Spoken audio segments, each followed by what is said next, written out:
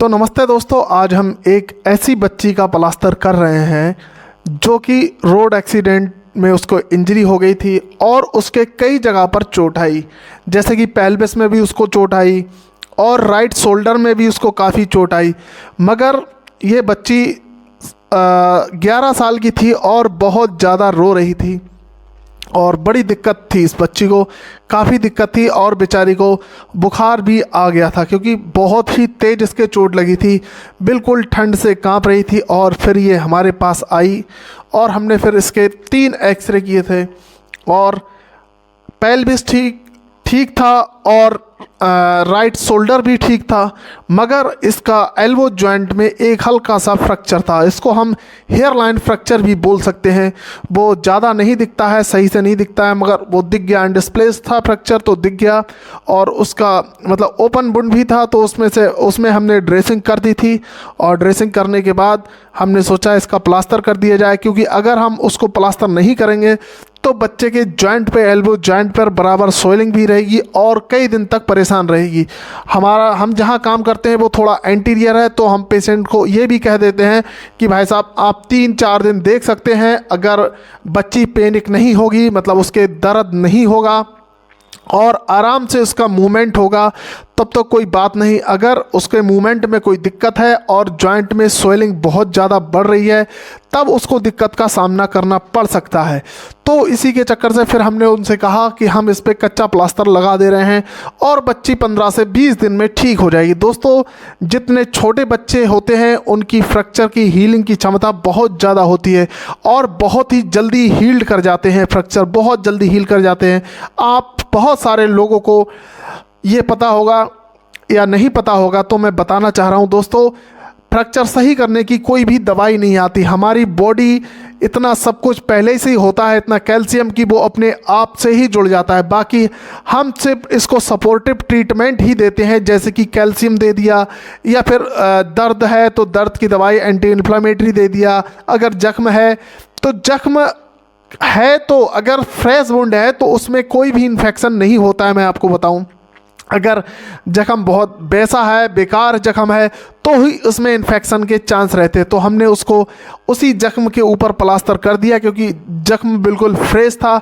अगर फ्रेश नहीं होता तो उसको हम थोड़ा बहुत देखते हैं, मगर हम जब भी प्लास्टर इसको 15-20 दिन बाद कच्चा प्लास्टर खोलेंगे तो मुझे पता है कि उसमें कोई भी दिक्कत नहीं होगी और बच्ची का हाथ बिल्कुल सही निकलेगा। और जब किसी का एल्बो जॉइंट टूटता है दोस्तों, कहीं पर भी कोई भी फ्रैक्चर होता है, चाहे रेडियस में हो, चाहे अल्ना में अपर एंड में हो, या ह्यूमरस का हेड का हो, तो दोस्तों वहाँ पर जब 40 से 50 दिन प्लास्टर रहता है, 7 दिन कच्चा प्लास्टर रहता है और लगभग 40 दिन हम लोग पक्का प्लास्टर रखते हैं।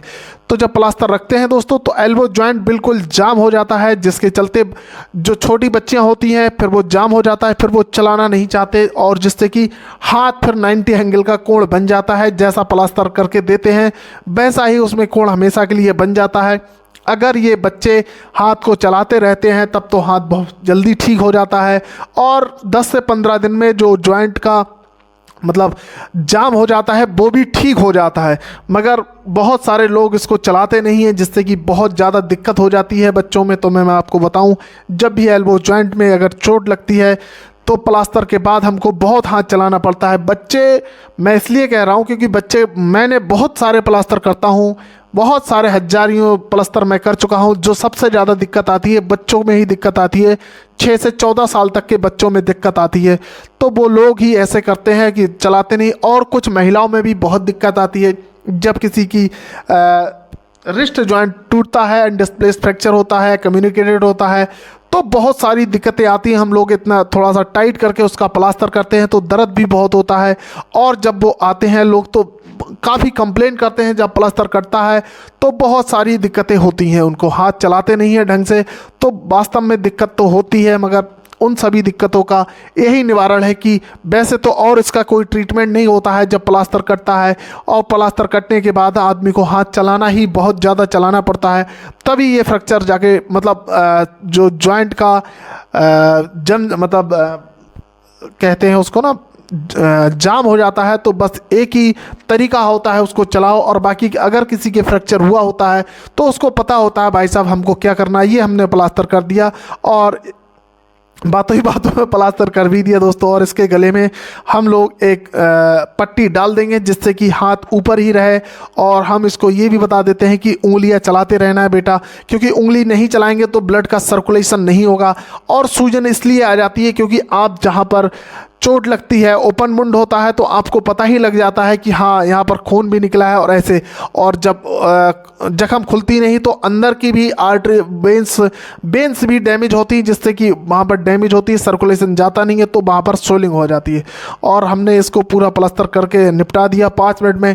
बहुत में बहुत हम लोग अगर अनडिस्प्लेस्ड है, कुछ करना नहीं, उसको सेट नहीं करना है, तो हम लोग 5 मिनट में उसको निपटा देते हैं। अगर हड्डी सेट करनी होती है तो हम एक्सरे रिपीट करते हैं, तब हम लोग उसका एक्सरे सही से, मतलब जब तक हड्डी सेट नहीं होती है तब तक उसको हम सही करते रहते हैं। मगर इसमें कुछ करना नहीं था। और बहुत सारे प्लास्टर मैंने कल भी बहुत सारे प्लास्टर किए थे, बाकी आप लोग देख रहे हो तो फॉलो कर देना। जय हिंद, जय भारत।